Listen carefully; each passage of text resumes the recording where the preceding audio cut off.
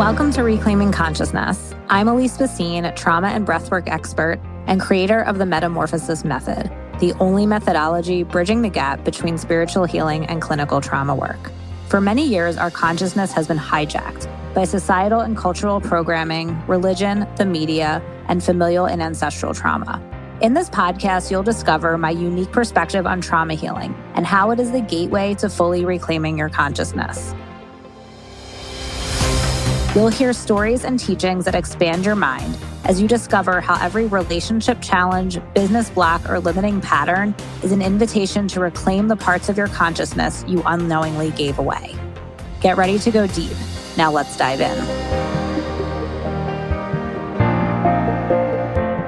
Hi, everyone. Welcome back to the show. So I am just getting back from Lake Tahoe. I was teaching at Nicole's retreat. You guys have heard Nicole on the podcast multiple times. She is an incredible business coach and just all around genius. And it was so fun teaching at her retreat for the last few days. So I got home late last night and I'm still kind of jet lagged and all the things that happen when you wake up from getting back from a trip, the time difference, all the things. So I'm still kind of reeling from that. It was so fun to be able to teach in person. I love teaching in person. I got to share the inner child healing process, and it was such a great group of high-level business owners and helping them be able to see what's stopping them from getting to their next level, which really has nothing to do with strategy and everything to do with their core wound. And it was so cool to see the breakthroughs in real time and to walk them through the breath work live. We did a group breathwork session right in front of the lake outside on the grass, and it was just magical. It was funny because usually I play music during the breathwork, but we didn't have a speaker. And then I realized that just the sound of the lake would be so perfect. And it really was. It was just so magical. So still kind of reeling from that. However, I am so excited for today's episode. So today I have David Cutler on the show, who he's been my client since like the end of February, for like 6 months now, over 6 months. And I love David so much. He's so fun to work with. And he has gotten some really incredible results in the last 6 months. And we talk about that. We talk about, how he applied the tools to shift his relationships and his business. But he's so self-aware and so smart. And I just think you're going to get so much out of listening to him because he has done so much work in his own right. And I think that's why it's so much fun for me to work with him, because he's able to take what I say and apply it really quickly. And he's been able to move really fast and create results really fast. So I think you're going to love this conversation. He's super insightful, super smart and funny. And also he is launching a group program shortly, and I'm going to put the link in the show notes. We don't talk about it on the show because he hadn't quite put it out there yet or came up with it yet when we had this conversation, but he is sharing it now, and he's sharing his energetic coaching process for manifestation. So if you're listening to David and you're like, this guy is cool, I want more of him, I recommend signing up for his group container. And I'm going to put the link for that below. And then also, I have my 4-week immersion coming up, Unblock Your Business, which is specifically for business owners who feel stuck, plateaued, or if you want to start your business, but you feel like every time you try to take action, you feel unmotivated or you procrastinate or you put it off and you don't know what is stopping you from moving forward. This is for you, because you will permanently shift that when you come into this container, because I'm going to teach you my inner child healing process to pinpoint and dissolve your core wound so that taking action on your business becomes natural. It's not something that you really even need to think about.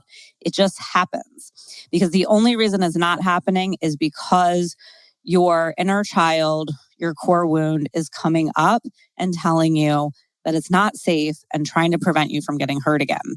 So when you address that, the other stuff just happens naturally. And I've seen it over and over again with my clients who've mastered this process.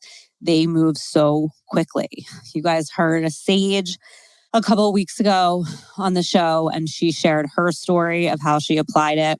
And now her business is growing very quickly. Same with Dina, who you're going to hear from hopefully soon on the podcast. She already has a long-term private client, and she signed him before the certification was even over. And she has really mastered the process as well to really start to grow her business. And, she's even blown away by how easily it's happening. But it's all because of this process, because when you shift that very deep wound that you recreate in all areas of your life, the things that you're meant to do just naturally happen. And if you have a vision for a business, if you can feel that you're meant to make an impact and help other people be the best versions of themselves in whatever way you're meant to do that, if you know that that's meant for you, if you have that vision, but something is stopping you, this is what it is. And I can tell you with 100% certainty because I've seen it over and over and over again with hundreds of women. It's not about learning the right strategy. It's not about finding clarity. It's about your core wound. And I tell you guys every single time when people do this work, they immediately have clarity. And I've seen it over and over and over again, where all of a sudden it's like, oh my God, duh, this is what I'm supposed to do.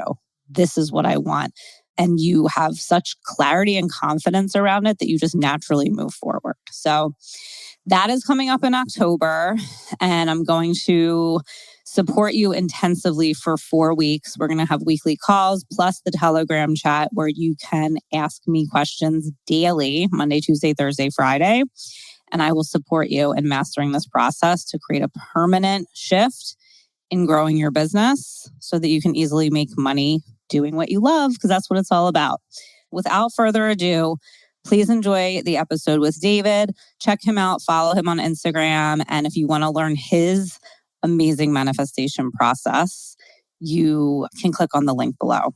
Okay, sending you guys lots of love. Please reach out with any questions about anything at all, especially Unblock Your Business. And I will talk to you guys soon. Have an amazing weekend. Hi, everyone. Welcome back to the show. So I have been looking forward to this for a really long time.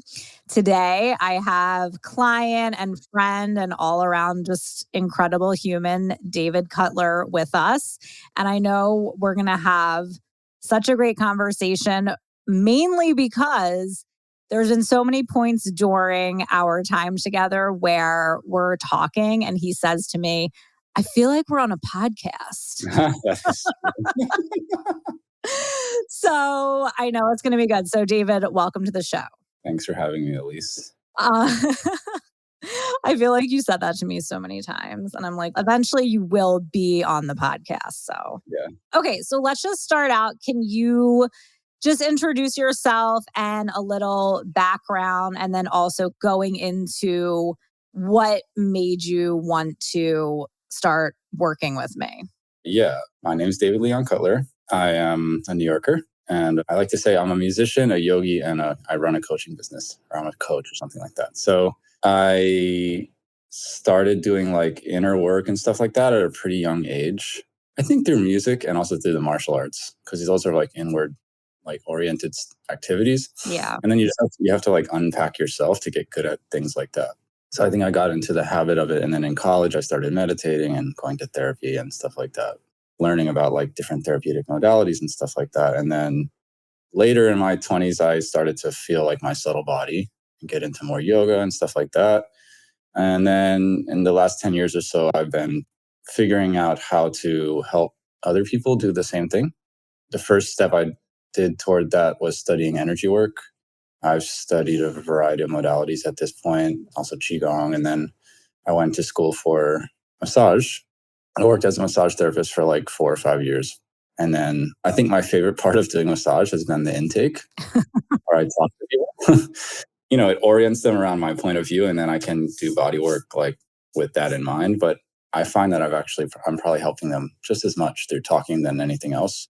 And then I started learning distance healing through our mutual friend Word, Dr. Wordsmith Wisdom, who's been a guest on. And then he assisted me in varying life events, catalyzed me shifting more toward like the coaching model, which is what I'm doing now. And then working with you, I think it's becoming more and more obvious that basically the most important thing you can do for either spiritual or conventional success is to heal the mother and father wound. Because, yeah, from my perspective, and technically I'm a Buddhist, I agree with a lot of the Buddhist principles. And one of them is like that dualism basically is dysfunctional. As long as we're living in a dualistic framework, we're always choosing between two opposites, and then it can't really ever function very well. It's bound to break down. And the very first instance that I'm aware of that we have in a single lifetime of dualism is the mom and dad. Yeah. Yeah. So if you want to create success for yourself and you're finding yourself stuck between two options all the time, then if you heal your mom and dad stuff, then those two options won't feel like they're creating so much friction in you. And there might even be a third option. That's life. If you can find that kind of middle ground between two extremes all the time, then you can succeed in pretty much whatever you want to do. And then your work is basically oriented around that. And it's really pretty pristine in its function, combining the breath work and the principles of healing those two big wounds, and then also sibling stuff like that and the like. So yeah, that's pretty much why I started. Also because I could see how those things we've talked about this on our private calls, but even last night I saw my mother. Ooh, how was that? It was interesting. It was the first time I've seen her in a month. It was pretty good. And then I just, having not seen her in a little while, I felt all sorts of stuff afterwards. And I was like, what is going on? I felt all sorts of insecurity, and no offense to my mom. I love you, Mom. But scarcity and insecurity and panic and fear. And I was like, my mind is labeling it about my taxes and my going back to school, paying for tuition and stuff like that. And I'm like, none of those thoughts were in my head before I saw her. And it's really deep stuff. It's keeping me up at night sometimes. And so it's actually there's something deeper, which is afraid of losing my mom or something like that. That then my mind is labeling, taking that deep fear and putting all these adult themes on it, and stuff like that.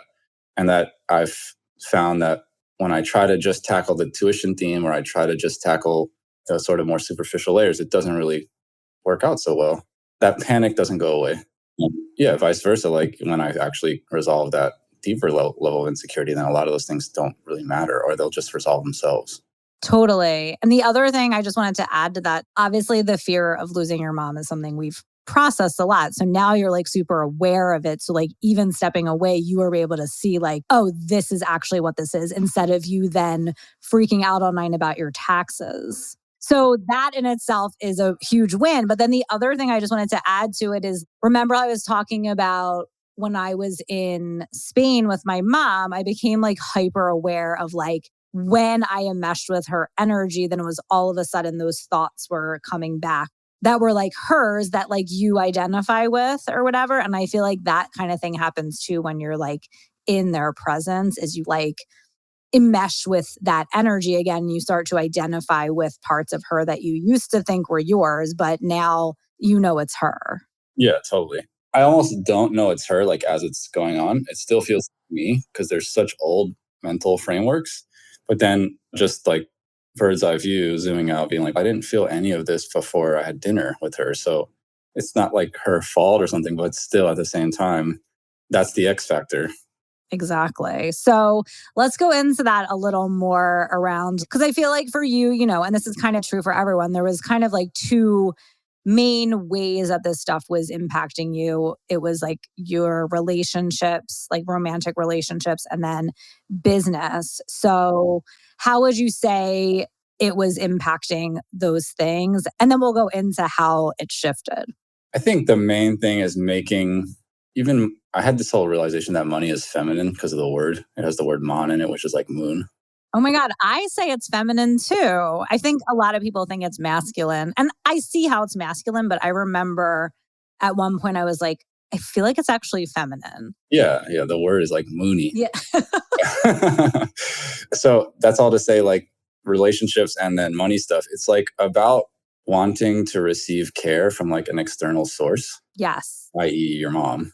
or my mom. Mm-hmm. And then when we do that in ways that are codependent or are not really aligned with our highest values or something, then it creates a bunch of friction. And so I think part of being on like doing inner work and stuff like that is that you have to go through trials, like dark night of the soul and all this kind of stuff that like Carl Jung would talk about or whomever. And when I've gone through those kind of things, which has happened a lot, like since like my late 20s, I'm 37 now. I find that those two things, like I reach out to romantic partners or I try to get money like for free, basically, like without having to work for it in order to make myself feel like pacified. And then trying to not do that anymore, it's like also creates friction because certain relationships that I may have been in since before I decided to start uprooting those patterns, they break down because I'm not living in that way anymore.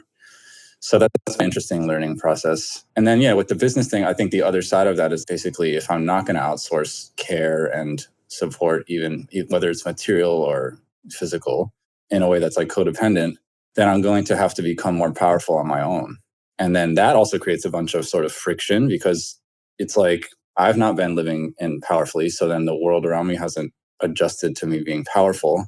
So when I start to blossom into that, then it's like all sorts of weirdness can occur as well. So that all being said, like it's rewarding enough to continue doing that, like whatever friction it creates, or loss of shifts, or even not doing massage anymore very much, if at all.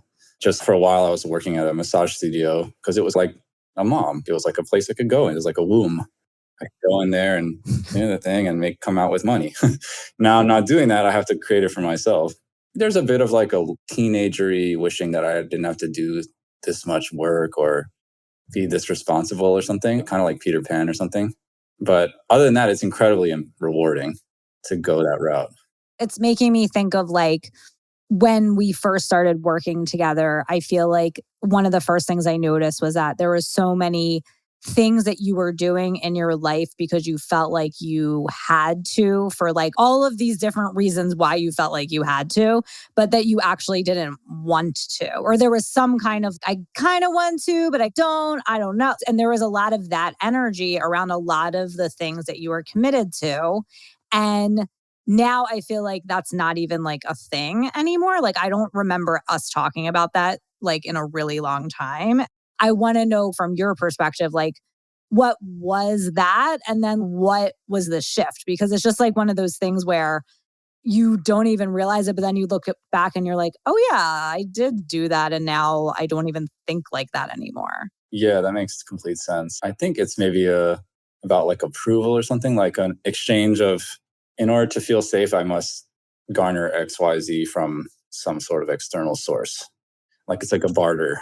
Yeah. And I feel like it's rooted in like the pattern of over giving or over responsibility, which was more like the mother wound thing where it's like I have to over give or be overly responsible so I can get my needs met. So I feel like it was reflective of that too, where it was like nothing could just be exactly what you wanted it to be or something. It had to be, I have to do this because it's good for these people or it makes this person happy or because eventually I'll get this. And it was like a lot of these convoluted stories that I feel like were rooted in that kind of energy.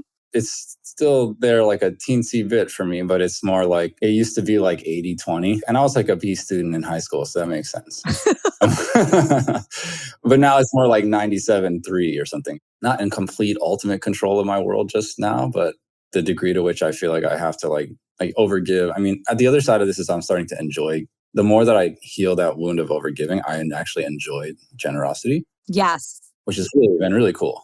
I know that happened to me too. So weird to be on the other side of that and being like, just giving from a place of like, oh, I just want to. Like, I just want to do this for this person, but I don't feel like I have to.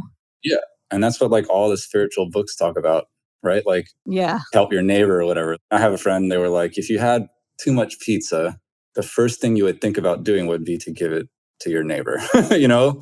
But if you never have enough pizza for yourself, then you're like giving it away all the time. You're just going hungry. Mm-hmm. It's not helping anyone. So I think that's the mode that I was operating in previously. And that was really, like this exchange feeling like if I don't give everything, then I won't be safe. It's like really what it came down to.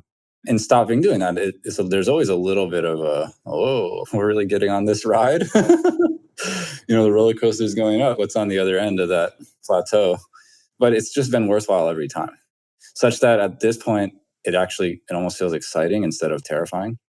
And I think that's the main thing for other people who are doing this kind of work.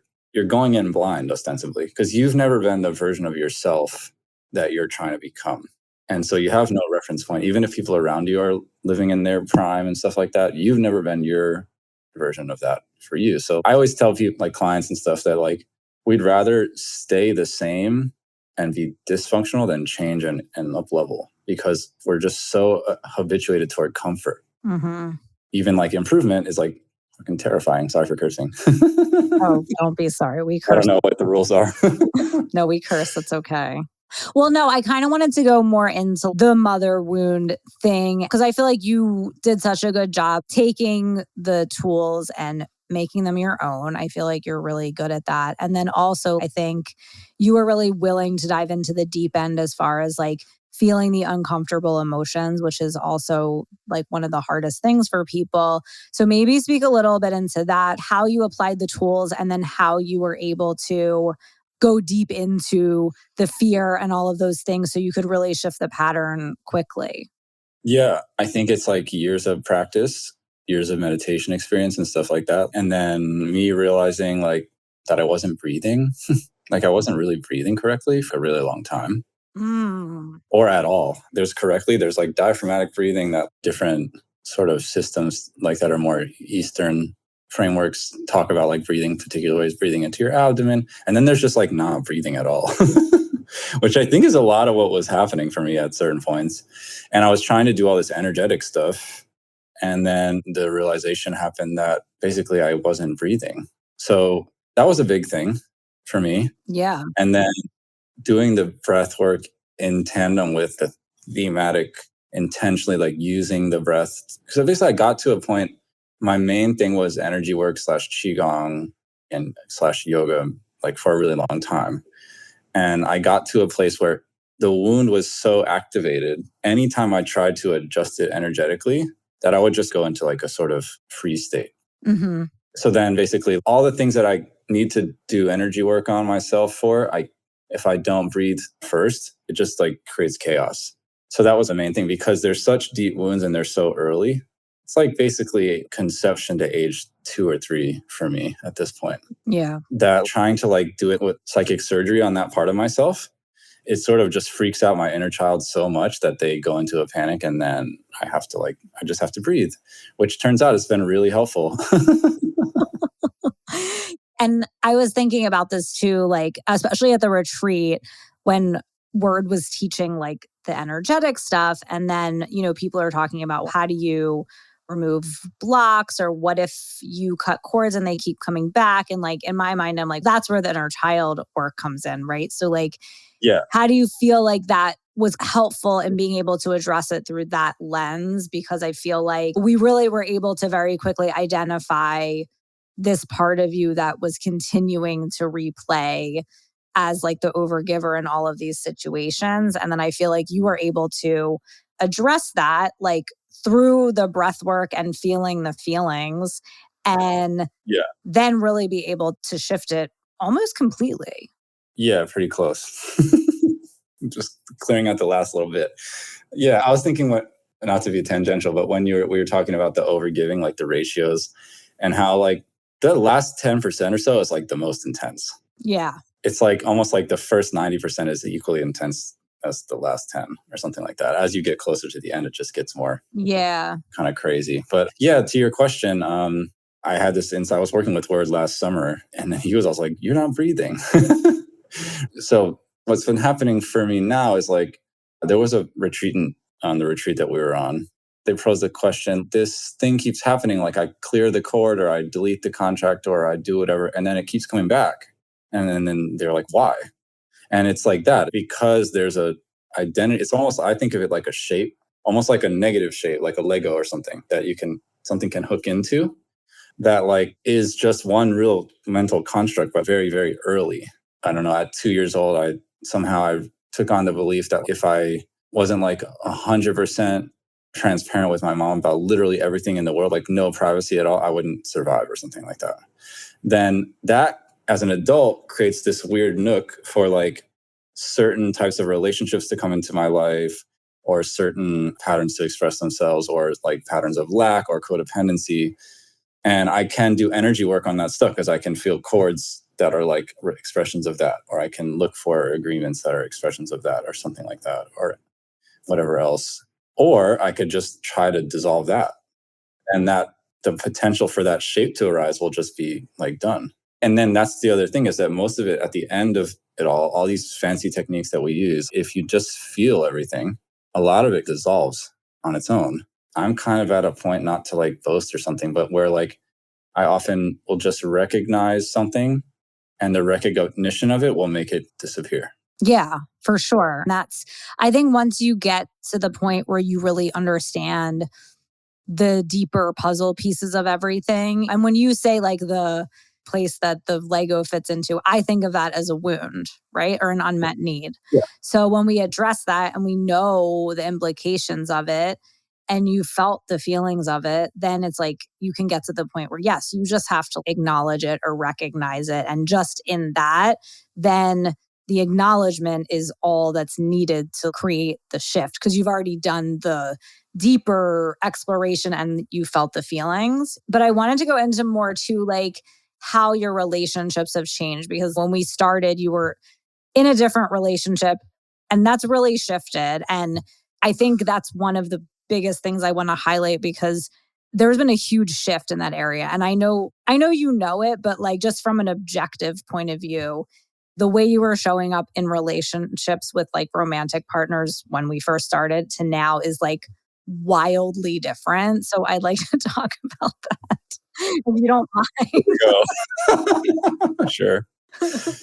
It's very impressive. Honestly, it was a very big shift in a very short amount of time. And I feel like once we were really able to identify what was happening, it wasn't very long before things really shifted. And that's what I love about working with you too, is you're so tuned in that like as soon as I see something, you like get it right away, and is like such a, you know what I mean? We like go back and forth. And as soon as I have an idea where I'm like, oh my God, this is what's happening, I know what's going on, do this. And you're like, okay. And you do it like immediately. So I think that's another reason why it changed so fast.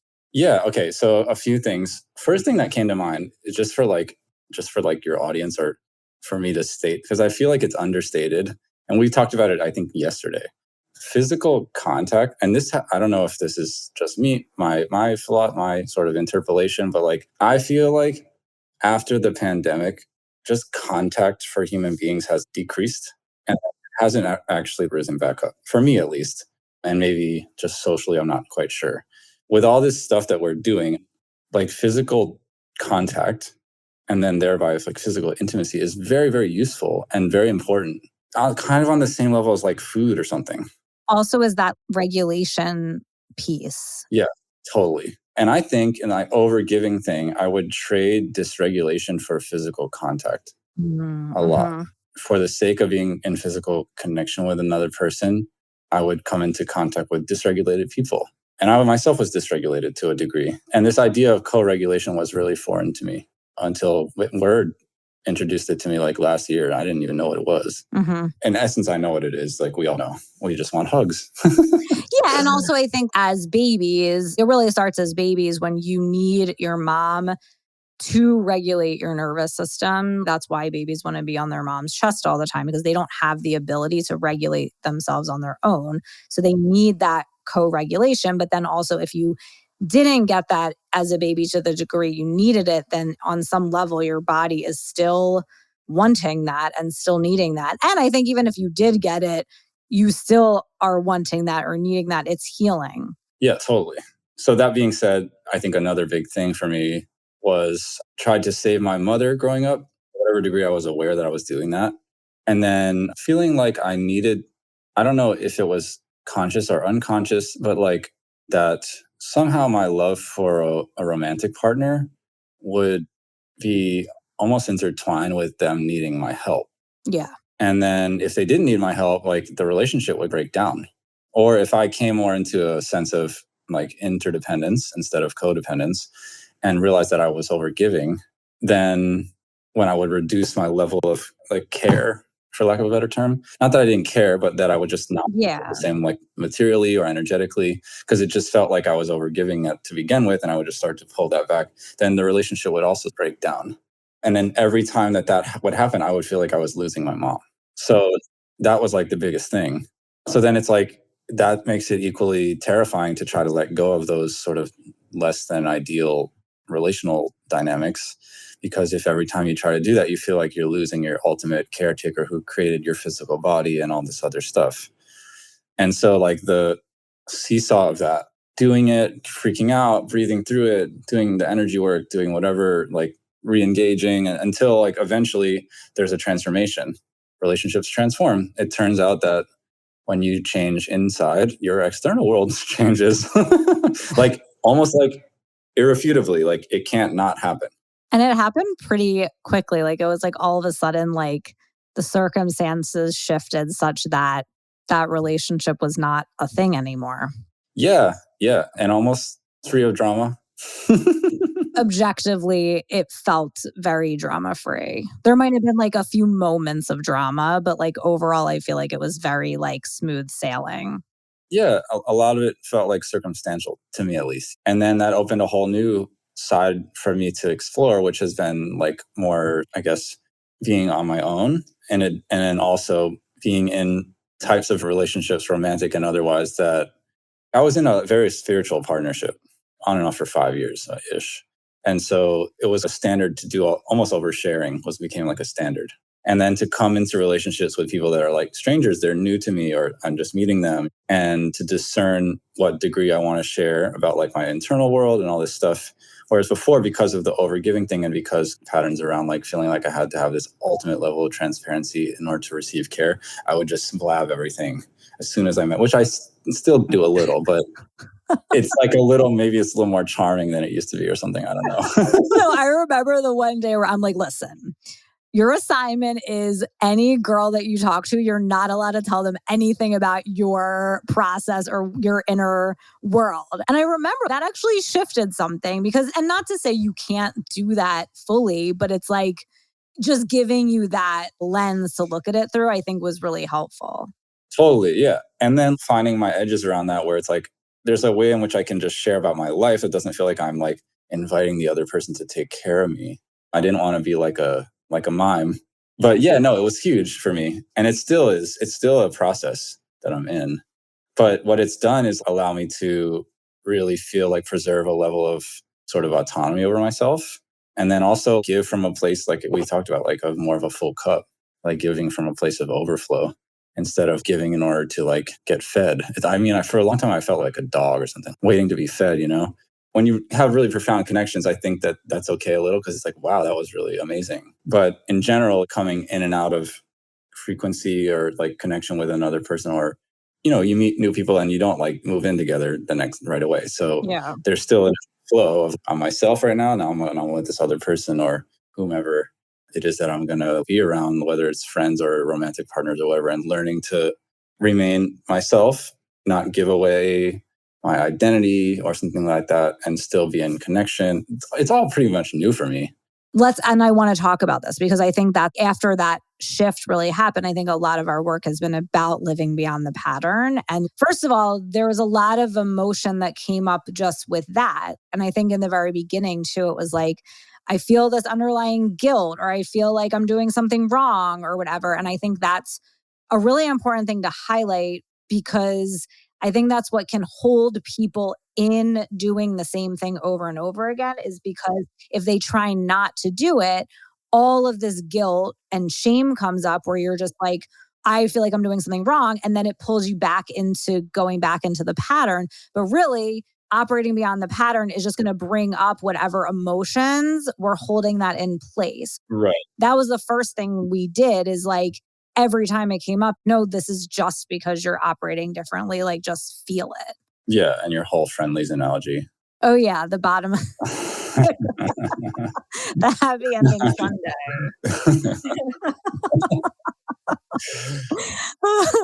And I told you, Instagram's, I saw a Friendlies ad on Instagram for that.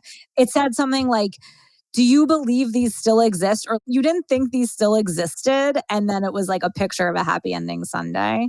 For anyone who doesn't know Friendlies, I don't know, is Friendlies just like an East Coast thing?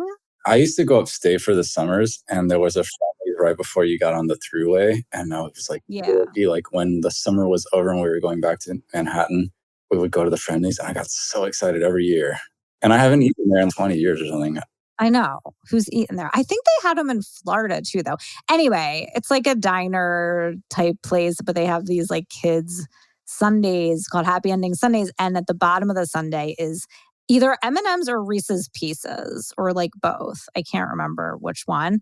But that's what I will say about shame is that shame is like always at the bottom of everything. And it's like the Reese's Pieces at the Happy Ending Sunday. So I feel like that is essentially what comes up when you really try to operate differently. And that's why it's so hard for people to just make a behavior change and white knuckle it, because that shame is so overwhelming that people can't handle it unless they have context for what's going on and then support in feeling it. Yeah, totally. I would say shame is like, for my personal experience, the most under-recognized emotion in my whole. I didn't know what it was. I didn't know that what I was feeling was called shame. Mm. And I only learned last summer through my work with Word. I had a therapist who actually was a student of this woman named Pia Melody, that then Word showed me some of her videos, and she talks about shame. She's describes all this phenomena around shame really well. And I was like, oh, that's what I've been feeling for years and not knowing what it was. If I could have just identified that emotion like 7 years ago, my whole life would have been completely like rearranged. Just the very labeling of it as shame. Because like I was saying about recognize now at a certain point when just recognizing the pattern will start to shift it. Like I don't have to do a ton of energetic reallocation.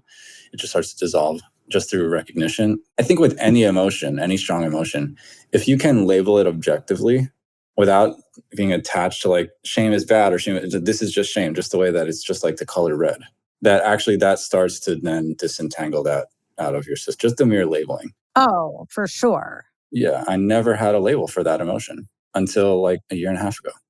So that, and then, yeah, like it's also tends to be one of the more intense emotions to sit through. So that's been a huge part of the transformation that we've been cultivating and I've been undergoing for at least the last year, the shame piece, and just learning how to be like okay with feeling that, because a lot of it isn't really ours. It's more inherited. It's more learned. It's mostly cultural, I think. Like, I had an Irish Catholic mom. Like, shame is a huge part of the Irish Catholic tradition. And then the Jewish thing is a huge part of, I have a Jewish, Ashkenazi Jewish father. So they're more into guilt than shame, I feel. I feel like guilt and shame are very similar. I feel like they're different expressions of the same energy. Yeah, probably, yeah. Yeah. Yeah, and it's basically a useless emotion. Unless you should have did something shameful. I think there's like healthy shame. Don't let your dog pee on somebody's flower, like that kind of thing, where it's like, the healthy shame of I don't know. I feel like but overall, yes, it is useless, or it's not something that's going to serve anybody to carry. Yeah, totally. Especially when it's related to basically one's own independence. Yeah.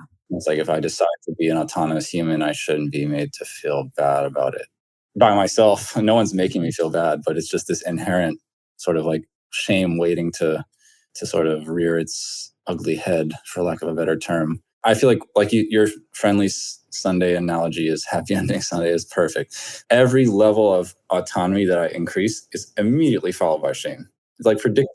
Mm-hmm. To the point where now it's like, oh, hey, again, like. But that's so good because you can just address it and move through it so much more quickly. And then also just like on the other side of this, how would you say is the biggest difference for you in the way you're showing up in relationships now?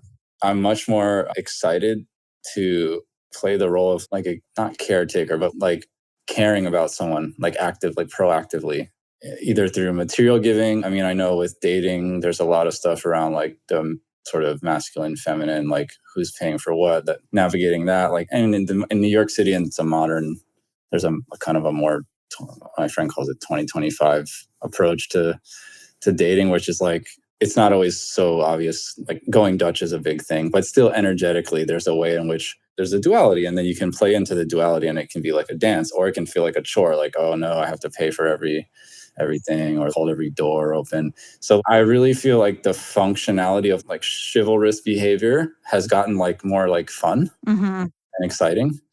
And then just like not feeling like emptied out after an exchange with another human being is pretty cool. Or like finding those edges where, okay, like here's how much I can give. And then it's like also what to do with the overflow. Let's say I have more to give when the date's over. Then what do I do? Then I have to then reinvest that into me so I can show up like later on as like with even more potency and power and stuff. Yeah. There's two things I want to talk about. The power thing I want to talk about. But before we do that, I wanted to just two, because I feel like now there's a difference in the type of person that you're attracting or that's coming into your life. So what do you feel like the difference is there? I would say much more a mirrored sense of self responsibility. That's probably the biggest thing, where it's either like, yeah, the degree to which a person is expecting another person to take care of them, or also like the oversharing element, like the degree to which if they are like a boundary around like how much they'll let me into their life, but in a way that's healthy. Yeah. Because like they want to take care of them their own shit.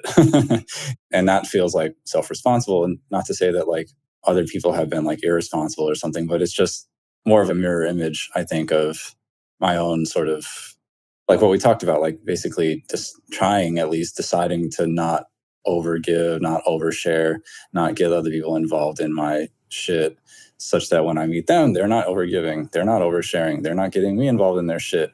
Almost to the point where I'm like, hey, let me Do you have any shit for me to get involved in? yeah. Yeah, no, I think that's accurate. I just think that when I look at, because obviously with all my clients, I love to look at the trajectory of like where they were versus where they are now. And I feel like you are largely at a place where not even just in relationships, but just in all aspects of your life, it feels so much more. There's just not as much friction, not as much drama, and just like more access to your overall power. And I wanted to talk about that, but I also too just wanted to talk about like the business stuff too, because I feel like you made a lot of shifts there too. So like maybe talk about that and then we'll go into the power stuff. I really feel like running a business is like taking care of myself at this point. So like the degree to which that I learned how to better take care of me, that is also basically a mirror image of the way or the degree of investment or responsibility I put into my business. Being one of the things that we've talked about a lot, and I think I never thought of myself as like a business owner. I still don't, but I think I run a business. I don't think I own one. It's like, but that all being said, it's like we've talked about this where it's like there's like from the outside looking in, you're like, you're gonna get an LLC, you're gonna escort, whatever, and it seems like there's like a ladder to walk up. But then the way that you're doing it and we've been doing it, it's like, no, you're gonna heal the blockage that's making you think it needs to be XYZ, and then the access to that level of success in the business realm will open. And so in that sense, it's like, well, you want to grow, okay, you heal yourself and you grow that career element at the same time, instead of thinking like this is the way to do it. Because if I did it that way, I would still be at square one. It wouldn't function. Yeah, I mean, that's what happens for most people. It's not that they don't know what to do. You can read any book on online business. Like, it's not hard to figure out what to do. That's not the problem. People think that's a problem. That's not the problem. The problem is, why does it feel so debilitating to try to actually do it? It's because of all the emotional stuff that makes it feel really hard. So like when you clear that stuff, like you just naturally will do it because you're smart and you know you're meant to do it. Yeah. I think you once said to me, like, basically, mechanically, it takes very low effort. You just have to type some stuff, open a few bank accounts. Like, that just requires, like, kind of like, it's like learning to drive. Like, at the beginning of learning to drive, it's like all this stuff, knobs and levers. And then once you get a week in, it's basically you're on autopilot. And then you can eat a sandwich Right. while you're driving. And with the exception of working with clients one-on-one, which does require like nuance and like introspection and sensitivity, just the nuts and bolts, it's not really a lot of work. And like you said, like, I mean, working with Word last summer, I would like just have a major shame kind of eruption, like as soon as I would open a website. And it's like, why? Right. Because I don't feel like I'm allowed to grow, because that means that I will not be safe. Mm-hmm. Right. So then if I don't resolve that, it doesn't matter how many business books I read or guides I follow. I'm like I would say like I tend toward, maybe because I'm an Aries, like I tend toward just the activity and not so much the research and stuff like that. But even with that being said, like no amount of inquiry, like studying or something, would have allowed me to get to the place I'm at without having cleared all this other stuff. For sure. Yeah. And I think it's largely changed for you, even, I mean, with the amount of people you're able to bring in, but also just like the way you're working with people. Cause I feel like that was also in the beginning more of a reflection of the overgiving. And now I feel like that's not really showing up pretty much at all with the work you're doing with clients. Yeah. I would say like I'm like got 5% left to go, probably. That's In that pretty regard. Yeah. good. 95 is an A. That's an A, yeah.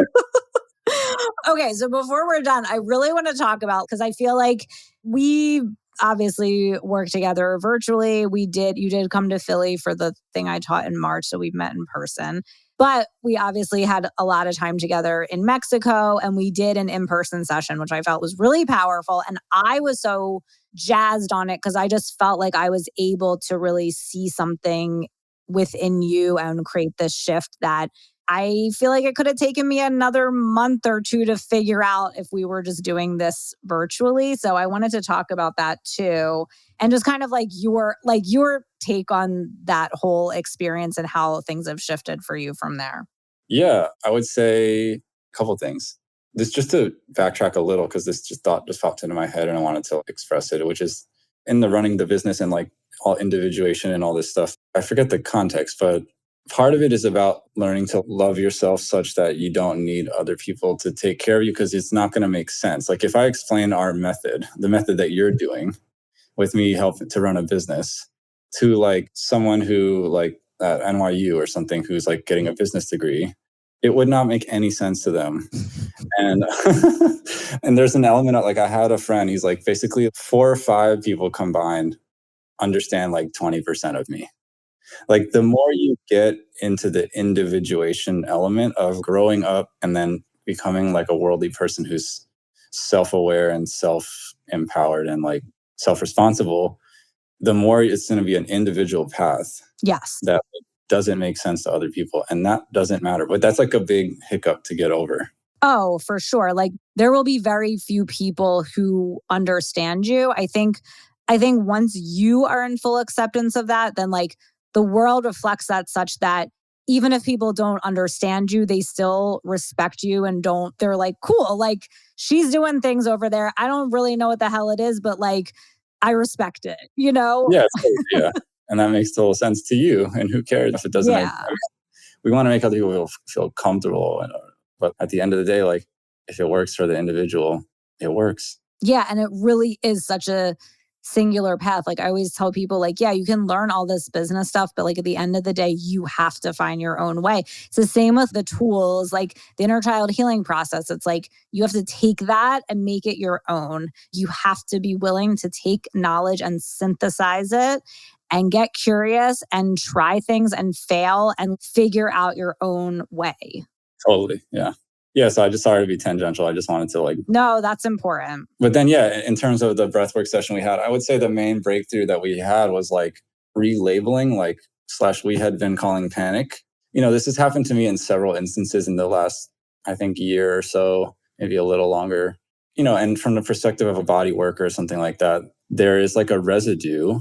Like we have like traumas, or we have, they say CPTSD, which is like having not an acute trauma, but having had microaggressions like through in a home growing up, that kind of add up to a PTSD symptom or something, where the body holds on to stuff. It might shake and tremble, and it might do all these sort of stress related like symptoms. And then there's the physiological expression of that. And then there's the mind's labeling of it, like the consciousness element. And, I'm like, XYZ, this pain here is trauma. This pain in my pelvic floor is trauma. This feeling of like shakiness is panic. And then actually we cleared a lot of the labeling, and then there's like a residue that is actually just like pure potential that doesn't get recognized. And what can happen, I think one of the loops that I've been stuck in is that I still label it as something negative, even though pretty much the whole story has been cleared out of my system. And I think, given that you're a trauma expert in your label, I think trauma ends. I think what I see a lot in Instagram, like after COVID, everything went online, trauma became like a hashtag, and everything's trauma and XYZ. But the whole point is to clear the trauma. Exactly. And you were like, oh, I don't think this is trauma anymore. There's no more trauma left. There's just raw energy. So like, what are you going to do with it? That's what it was so interesting, because I feel like for me, watching you breathe, being like 3 feet away from your body, I was able to really tune in, and I'm like, I don't think this is panic. And there was something about too just being in your energy field that I could really feel it. And I was like, we've done the work to clear the trauma that caused the panic. And I feel like we've alchemized that such that all that's left over is like this power. So now let's just harness the power and decide where we're focusing this power, because wherever we focus this power is going to blow up, is going to like skyrocket. And I think that's what we've really been focusing on now. But it was just such a powerful thing, because I've had that moment with certain other clients too, where I'm like, okay, I feel like you've gotten to the point where we've really gotten through all of the subconscious stuff. We've addressed the deeper implications behind all of this. And now it's more just like, how do you go through the day to day with a certain level of awareness and be able to hold your power and express your power in various different situations in your life? Because that's really the goal, right? The wounded inner child is an expression of not having power, right? Because as a kid, you didn't have power. So anytime you don't have power, there's some part of your inner child that's triggered. And ultimately, we want to be able to address that so you can access your power. So now we have gotten to this point where you really have such a greater access to that and easier access to that it's okay. What are we doing with it? Reflecting on it, it's been that way for years. Usually the point where I would break down or things would break down. And it's like, I think this is just like not to like big you up on your own channel, but the support, like the way that you supported me in our container is such that no, like this is just power, like next level, go up just one more step up. I would just reach these plateaus, because it goes again to my last point that the more powerful I become, the less the world around me that where I was disempowered really tracks.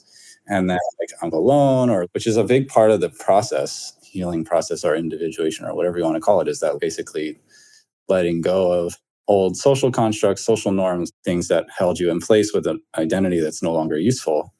And then as you start to shed those identity layers, then not all the time, but it can feel like some of those like social containers or communities or even relationships don't fit anymore. And then you want to like sort of sink back in just for the sake of keeping all that stuff. Yeah. And to have someone be like, nope, nope. It's like I'm in a high chair or something. No, one step up, like just go up to, there's people waiting, there's stuff waiting up on that next level. What's up there? And not dropping the ball when I would get to those places where I'm powerful, but I don't really know what to do with it yet. I think that's what would freak me out a lot of times. Totally. Yeah, because it feels like you are alone, and then you start to feel disconnected and you're like, oh no, how do I find that connection or that co-regulation? And then the only place you know it is like on this down here level. So then you're like, oh, I better go down there. But it's like, no, wait. Just be uncomfortable for a minute, because there's all this stuff up here if you just allow it to come in and allow yourself to like wait long enough expressing that power and focusing that energy. So yeah, I think that was a huge piece. Totally. And I think the other side of that is like having an intention. Yes. It's like being directive in our work together has been super useful, because it's like you have to put it somewhere. You can't just hang out in your room being powerful. Maybe, I don't know, at a certain point, some friends of mine can do stuff like that. But like, if I don't have a couple outlets, be them relational, professional, creative, career, or intellectual, academic, if I don't have stuff like that, then I just go crazy. Yeah, because it's like you're running like 10,000 watts and you have nothing to plug into. Exactly. Yeah. And I think also as human beings, we are inherently creators. Like we need to create. And I think that's a lot of the reason why so many people are depressed or have anxiety is because they're ignoring their inherent need to create and they're not accessing that. So I think, yes, of course, as you access your power more and more, you're just going to have more and more energy to create things. Yeah. I think that's been a stumbling block where it's okay, catalyze it. That whole process of, okay, you up level it now, make it into something, catalyze it into something, which I think eventually will become a habit. Would be nice. I mean, I think it's like a newer concept too that we're still getting like clear on. But yeah, I think it will definitely become a habit. And I think once you get momentum on certain things too, because I think even with the business stuff, like I think you got to a certain point of building your private client base and all this stuff. And now we're like taking that energy to be like, okay, let's create a group program. Let's create all this other stuff. And that is a little bit more bumpy just because you never did it before. But then I feel like once you get in the momentum of that, it'll feel more natural along with all that other stuff. But yeah, I think that's the biggest thing is just being able to harness that energy. Totally. Yeah. Okay. A couple of things before we wrap up. First of all, can you just share how people can find you and how they can get in touch with you if they want to work with you, all that stuff? Yeah, probably the best way is through Instagram right now, which is just at David Leon Cutler, just my name. And then I do have a circle that I'm launching, which is energetic-coaching.circle.so. We'll link that below. Yeah, so that's getting set up, and soon there will be ways to subscribe to the content that's on there. Cool. Yeah, DM me. Cool. And then any last words or anything you feel like you want to say before we complete? Thanks for existing. Always. Oh my God. I love you so much. It's so much fun to work with you. You know, I love you so much. I'm always like, it's just because the energy is my brain is so fast that I don't always have people that like move as quickly as I do and like you do. So it's so fun for me. So yeah. Yeah, no, all jokes aside, I think the work you're doing is really pivotal. The level of support I feel is reminiscent to like the most supported I've ever felt at any point in my life, given like our shared group of peers and friends. And then like specifically this angle, which has been like, I think I did a good amount of work in the degree in the realm of the inner child. And then I got disconnected from that thematically. And now coming back to that, but through the realm of breath work. And it's just a much more like, modern isn't really the right word, but like a forward thinking approach to like resolving that stuff. And it's way quicker than I think. No, I mean, I don't want to talk shit on psychotherapy, but it's just, you can if you want to. No, you're also a therapist, right? Didn't you go to psychology or something? But yeah, I mean, like that's the model that I was working. That worked. It functioned for me, but it was just doing it this way where it's more embodied and it's more like it's like a totality around it because you're directive in the sense that you're trying to use the work that you do to then invest in yourself in varying ways is like really important. So thanks for doing that. Thank you. And thank you for being here. I know I'm going to have you back on the podcast because we're always pretending that we're on a podcast. So we'll definitely have another conversation. I'd like to go deeper into just more intellectual, philosophical things that I'm sure we could talk forever about. So we'll have to do that again soon. So I'd love to. Thank you. You're welcome. Thanks for having me. Thank you so much for being here. Don't forget to follow the show on Apple or Spotify, leave a review, and share the show with your friends who you know are yearning for this type of content. When you leave a review, send us a screenshot and we'll send you a $250 credit that you can apply to joining anything new in my world. You can stay connected with me by following me on Instagram at Elise_Breeds. Make sure you download my Clear Trauma cheat sheet at EliseBreeds.com. See you next time.